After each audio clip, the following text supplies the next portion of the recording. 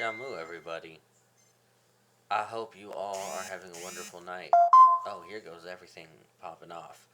I want to read a holiday story tonight. A wonderful little holiday story. So I hope y'all can join me. Get your eggnog and get bundled up.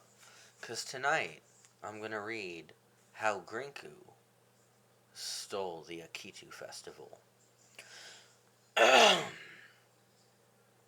In the city of Babylon, where bricks shine red, where Ishtar's gate looms lion blue overhead, the people made ready, oh ready they were, for Akitu, the new year, the world's sacred stir.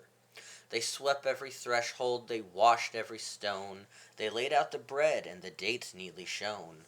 They turned up the lyres, they hung cedar boughs, they polished their cups for the gods' holy vows. For 12 days the city would breathe like a hymn, the king would be humbled, the lamps would grow dim. The Enuma Elish would be solemnly read, and Marduk would lift the fates overhead. But high on the ridge where the wind tasted dry, in a cracked little hut under star-salted sky, lived a creature named Griŋħu, with scowl and with sneer, who hated the sound of a ritual year. He hated the drums and the chanting below, he hated the incense, the sacred slow flow. He hated the laughter, the oil and the bread. He hated the way even beggars were fed. Why do they rejoice? Growled Griŋħu. Why sing? Why deck up the city for Marduk their king? Why do they proclaim it renews all the land, as if order itself were held up by their hand? He spat in the dust, he ground his sharp teeth, he listened to prayers rise like smoke from beneath. Then Griŋħu had thoughts that were narrow and cold. If Akitu is made out of things they can hold, out of tablets and torches and offerings piled, then I'll take it, he hissed, and their joy will be filed.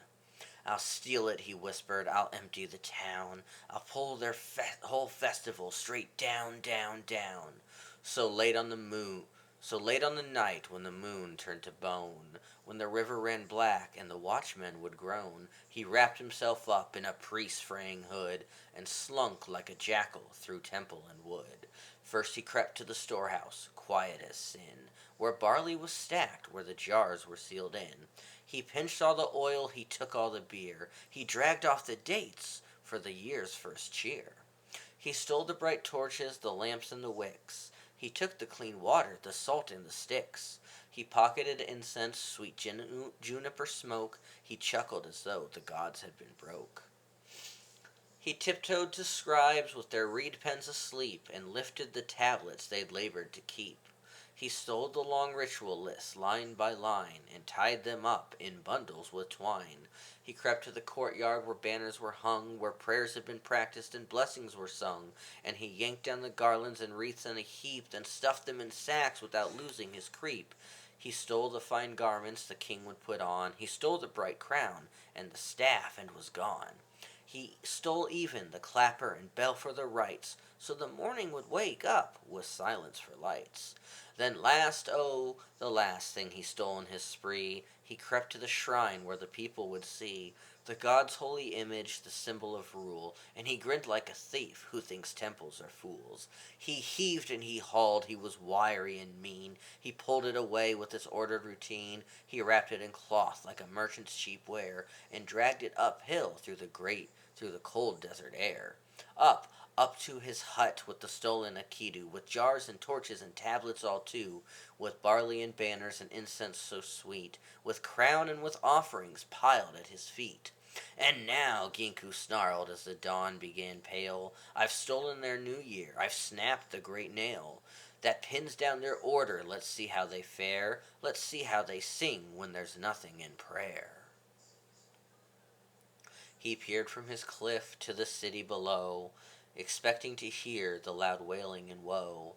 But instead, strange instead, he heard something rise. Not clappers, not drums, not the market's loud cries. He heard voices, bare voices, no torches, no feast, no incense, no oil, no fattened roast beast. Just people together, still standing, still near, still speaking the words that they spoke every year. We are small, said the potter, we break, said the scribe. We hunger, said the beggars, who slept by the bribe. But we bind up the world with the vows that we keep, and we do not let chaos come in while we sleep. And the king without crown stood with dust on his face, and met the whole city in one common place. He bowed, not for show, but because it was true. The power is lighter when carried by you. And the people sang out, though the storehouse was bare, though none could buy the bright smell of the air. They sang for the turning, the making of right, for the choosing of order again in the night. Griŋḥu blinked, then he blinked twice more in surprise. His sneer lost its teeth, something shifted inside. Could it be, he thought slowly, that Akitu arrives, without all the jars and the torches and knives, that the festival lives in a vow not a thing, in the way the whole city can humble a king. And what happened then? Well, in Babylon, they say, his heart grew 3 cubits that brightening day. He went to the pile of the things he had stolen, the banners, the tables, the oil-bearer's token, and down he went, running with sacks on his back, like a thief turned a serpent, turned into a crack.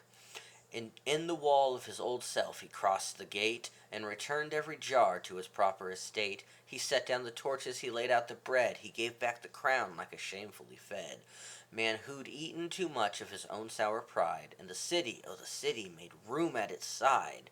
They did not call guards, they did not spit curses. They handed him water, they gave him clean verses. They set him to work, carrying wood for the fire, and he found to his horror he did not tire. They sang through the courtyard, they read the old tale, they spoke of the deep and the dragon that fell. And when Marduk's name rose like sun over stone, Griŋḥu felt something like home. So Akitu was kept even after it went, because what it renews is the people's intent, to choose every year with hands clean and eyes clear, order over ruin and courage over fear. And Griŋḥu, he stayed, that part's in the margins. He learned the old hymns, he learned the old bargains. He learned that a city is more than its gold, and that some sacred things cannot be stolen or sold. Alright, I am headed to sleep, and I hope you all enjoyed a wonderful holiday tale from your local Mesopotamian priest. May the ancestors bring you the sweetest of portents, and may you have the most wonderful of dreams.